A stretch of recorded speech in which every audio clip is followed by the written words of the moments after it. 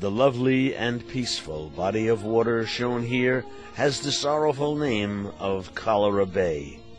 It was so named for the thousands of Irish victims of that dreaded disease who ended a long migration and their lives here. It's part of Grosse Ile, a quarantine station in the St. Lawrence River. Formerly known as Back Bay, it acquired its modern name after thousands of cholera victims were buried on its shores in mass graves at low tide, and the ebb and flow of the tidal currents carried many of them out to sea.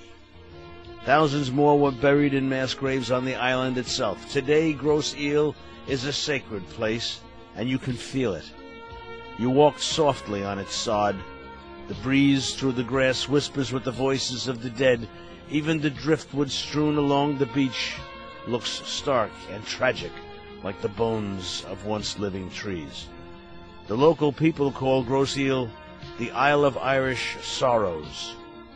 What brought the Irish here in such numbers? From what were they fleeing, and why?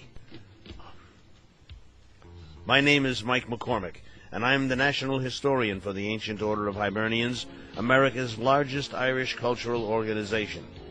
And this page introduces a collection of information produced by our Historian's Office.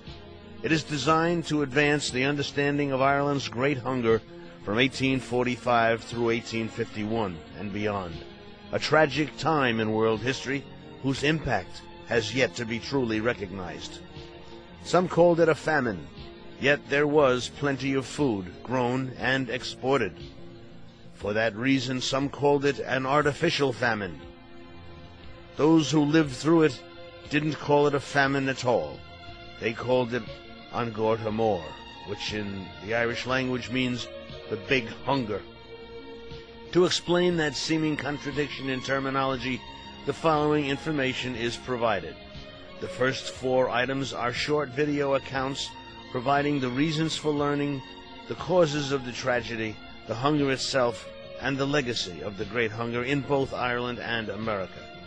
They are followed by an introduction to 8 document-based questions relating to the event, and they in turn are followed by a number of enjoyable exercises designed to familiarize young minds with the vocabulary of the time.